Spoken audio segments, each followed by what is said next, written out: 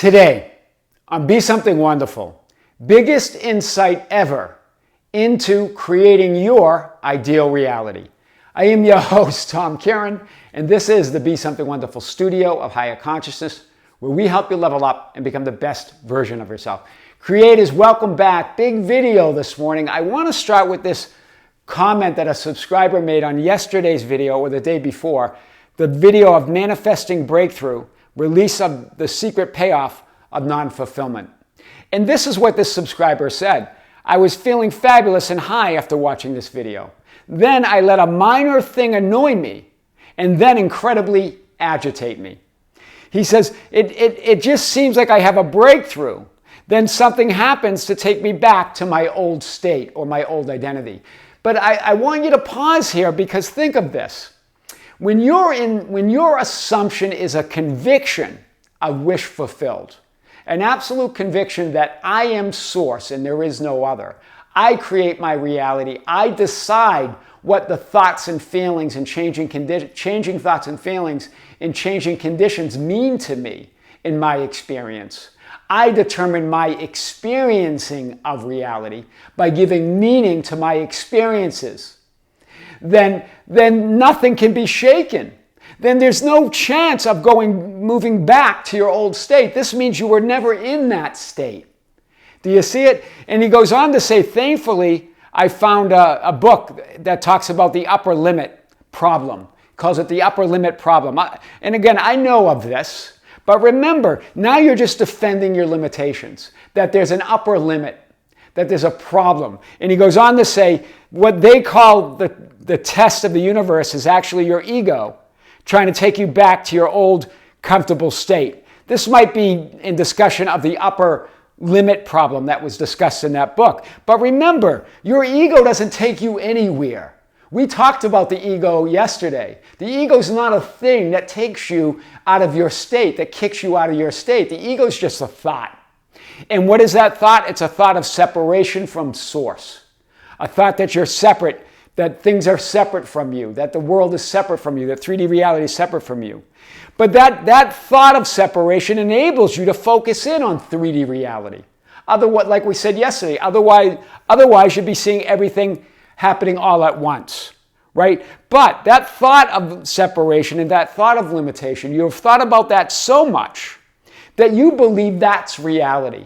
That you don't believe it's just a thought of reality. You don't believe it's just something so you can focus in on 3D reality. You believe it is reality. You thought about it so much that it feels like your truth. That you believe it. It's a belief that you believe is true. That you believe is reality. And so you don't question it. In other words, it's subconscious or below your awareness. That's what subconscious means. Just below your conscious awareness at this moment. Because you're not questioning it. But it's not out of sight. And it's not a test of the universe. It's not the ego trying to do anything. The ego doesn't do anything, and there's no upper limit problem. You can believe that stuff, and that's your reality. Someone wrote that book, and that's what they believe. They believe the ego pulls you back to your old state. They believe that the control's outside of you, right? That you can believe that, right? But remember, all of that reinforces your thoughts of separation, your thought of limitation. When you call it a problem and there's an upper limit, meaning you can't reach new heights. You can't, when something's going well, the other shoe's going to drop. Remember, those are just all thoughts. There's no problem unless you create it. Right? Because all problems have solutions. It's only cause equals effect. They are all simple thoughts, feelings, and perceptions or experiences within your awareness. You choose what they mean to you or how you experience them. I've talked about these ideas in many videos, so I'm not going to go into details today to make the absolute case here because it's already been made. Right? There is no test. The universe, nothing is testing you. It's all you. The universe isn't testing you. Your ego's not testing you. It's all you. And the ego's just a thought. It's a thought of separation.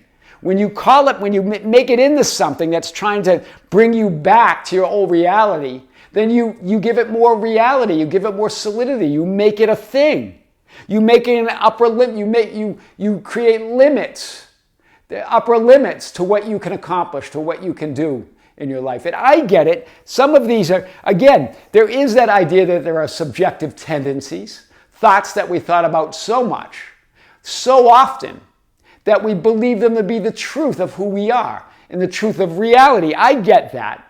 But that's what the conscious mind's for in this moment. You can consciously choose to decide what meaning to give to those thoughts and feelings and conditions that are coming up within you. Feel the feelings. Allow the thoughts to be there. And then remember that you're not any of them. You don't have to identify with them as who you are, because you're not your thoughts and feelings. Those thoughts and feelings are about reality. They're not reality. You're not those changing conditions that irritate you and annoy you.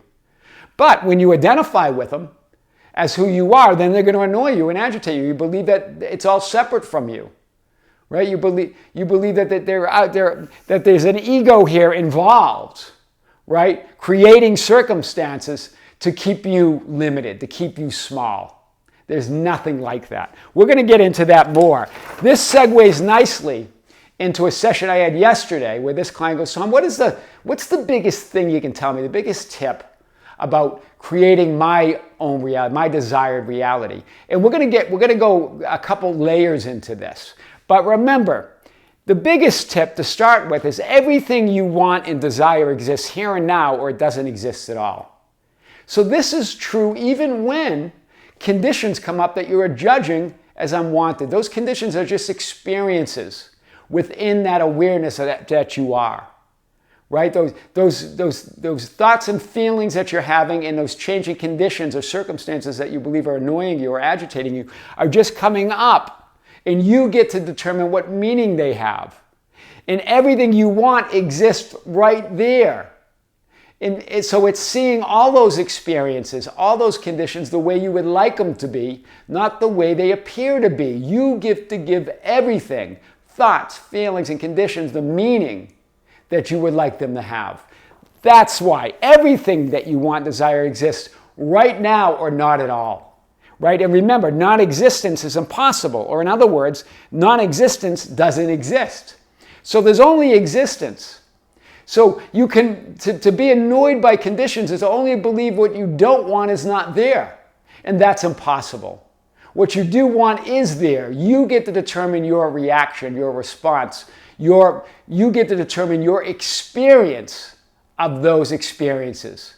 Because remember, experiencing itself is reality. Your perceiving itself is reality. And as you see those conditions differently, as you perceive them differently, as you experience them differently, the experiences change. The conditions change. Even the thoughts and feelings change. It all changes, right? This means when you and if you can imagine and assume it, it exists and is already a created experience in that dimensionally larger or infinite reality, your I am awareness, who you really are. We're going to start there. Nothing new with that. We've talked about that. So as I am awareness, you exist in all experiences here and now. But where you live and dwell is your choice. Do you see it? So remember, you get to choose where you're going to live and dwell. All those experiences, all those conditions that come up, you exist in all of them. So to rail against them, to get agitated, to get frustrated, to call them bad and unwanted, you're just resisting a part of you, because you are all experiences. You get to determine, though, within all of those experiences, where to live and dwell. It's your choice, right? That's why in Scripture it says, in my Father's house are many mansions. Many dwelling places, also said in NASB, right? Infinite identities, infinite experiences, infinite realities. But, hear this, only one I am. Only one ultimate reality. Only one love, one unity. That's the, so within that, all of those experiences are possible, but you get to give them meaning. Because that's that's really, everything is about your experience of that one. Right? It's the changeless reality, and you get to determine how you're going to experience that. That's why Jesus goes on to say, if it were not so, I would have told you. Your I am awareness. In other words, You wouldn't even be able to be aware of it. You wouldn't even be able to think of your desires in your ideal reality unless it was so. That's what Jesus is saying here. If it were not so, you wouldn't be able to think of it. You wouldn't be able to imagine it. You wouldn't be able to assume it if it were not so, as a potential or a possibility. I love that, right? You wouldn't even be able to think of it. So, and remember what Neville Goddard says, though. You don't want to stop at just thinking of it. You want to move to thinking from it. So, again, what's Jesus saying? In my Father's house are infinite identities, infinite experiences, infinite realities. In consciousness, in that I am awareness, in that changeless reality that you are many dwelling places, and that you exist in all of them, here and now or not at all. They're all within you. Because if it were not so, I would have told you. If they didn't exist here and now, if you weren't in all experiences, I would have told you that I am awareness. In other words, you wouldn't even be able to think of it or imagine it or desire your wish fulfilled unless it existed right now. Right? But you don't want to stop just from thinking of it. Every state is already there as mere possibility as long as you think of it, but is overpoweringly real when you think from it. So Neville now is talking about thinking from it, moving to the conviction of fulfillment, moving to that, if I can think of it, imagine it, then it exists. And if it exists, then I can dwell there, I can live there, I can choose it, right? To not merely exist there by thinking of it, but to live and dwell there, to prepare a place for yourself in that new reality so you can receive that new identity, so you can receive that new reality, right? Remember, they all exist. It's about allowing and receiving it. That's why Jesus goes on to say, I go to prepare a place for you. I am awareness, that preparing that dwelling place for you, right? It's about you preparing your inner experience of reality by imagining, assuming, claiming, and affirming and thinking from it. That's how you think from it, by imagining and assuming it, claiming it with conviction, with, quote, feeling. But what's that feeling? That's emotion, that's source energy, the conviction of I am that. That's the feeling. It's an inner sense that it's done. It's an inner sense of conviction. Right? I go to prepare a place for you. How do you prepare your place? You prepare that inner experience, that place, by imagining, by assuming, by claiming, by affirming and thinking from it. That's your I am awareness. Right? It's not merely to not merely exist there by thinking of it, because you exist in all realities when you think of them. But to live and dwell in the one of your choice, to prepare a place. That's powerful. And this is what Jesus goes on to say, and if you go within and prepare a place, in other words, you prepare your inner experience, then it must be projected into time and space as an outer experience. It must be, it's law. Experiencing yourself as awareness and consciousness is reality. Your experiencing is reality. There's nothing else. There's just the changeless reality. So your experiences is reality. There's nothing outside of your experience of reality. There is no objective reality out there. Right? There is no out there. Then Jesus goes on to say, and if I go and prepare a place for you, if I go within and prepare a place, that inner experience, I will come again and receive you to myself, that where I am, here you may be also. In other words, it will be projected in time and space as an outer experience. If you imagine, if you assume, if you affirm it with the emotion of conviction, the emotion of conviction. So it is feeling, it is emotion. But it's source energy. It's the emotion of conviction. I am that. The inner and outer experience become one. You receive the new identity and reality. You receive it to yourself, within yourself. It comes from within you. It doesn't come from out there. That's what Jesus is saying. If I go and prepare a place for you, I will come again. That's your I am awareness. Remember what Jesus represents in Scripture, I am awareness. And receive you to myself, that where I am, here you may be also. You embody it. But it's already you. You just move to that emotion of conviction that I am that. And then that inner and outer experience merge. They become one. And then you must see it as a projection out there in 3D reality. right? As a projection from within you. You receive the new identity and reality within. Remember, you receive everything from within. Nothing comes from out there, right? So that, and if you believe it comes from out there, then you're going to get irritated. You're going to get frustrated, right? Like this subscriber, right? So, if I go, I will come again. Listen to the words here. So, I go and prepare a place for you. I will come again and receive you to myself. So, here, in other words, it's all you. It's all done and you're already there. I will come again. I will come again and receive you to myself, that where I am, there you may be also. I love this. If I go and prepare a place, I will come again, meaning I never went anywhere. I just went within. It's still you. It's all you. In other words, it's all you. It's all done. You're already there, right? I'm just coming back to myself, right? Wow, that's powerful. In other words, my inner experience equals my outer experience. There's no separation. That's what he's saying there. If I go, I will come again.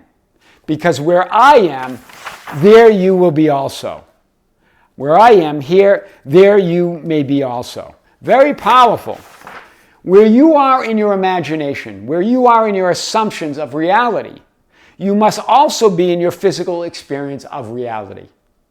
Do you see it? So if you're getting agitated, if you're getting frustrated, you know where you are. You know what you're assuming within. Do you see it? It's not that anything's bouncing you back to your old state. It's that you're seeing those experiences from that old state. You were always in that old state. You were not in the new state, or you wouldn't see them. Or you would see them differently. Do you see? You don't see reality the same way from that new perspective, from that conviction of fulfillment. Right? Your experiencing is reality. Therefore, when you see, assume, and imagine your experience of conditions as you would like them to be, and not as they appear to be, you change the experience and therefore you change reality. Do you see it? Because reality is only your experience of it. Nothing exists outside of your perceiving of reality, your experiencing of it. So you change it. But do you see how you saw those conditions as frustrating, as unwanted, as agitating, right? And so that was your reality. That was your experience. And though that experience must be confirmed. Remember, you're always looking at reality as reality. So that came out from within you. You were already there. Before they ask, I will answer. Before they call, I will hear. You were already there. Or you wouldn't see them or perceive them like that. You see it? Your perception changes. Your experience changes when you see them differently from that new perspective, from that state of wish fulfilled. So, whatever your experience of reality, the changing conditions of thoughts and feelings and people, events, and circumstances, you choose what it means to you. You choose what those conditions mean to you. You choose what those experiences mean to you. Even the changing thoughts and feelings, how you will experience them, which therefore changes the experience of reality. Do you see it? It's not the thoughts and feelings that are throwing you out or the conditions. It's your interpretation of them, the meaning you're giving them. It's your identification with them as reality, right? So you will experience them. Therefore, you change your experience of reality because experiencing is reality, right? You look at, perceive, and experience reality as reality, period.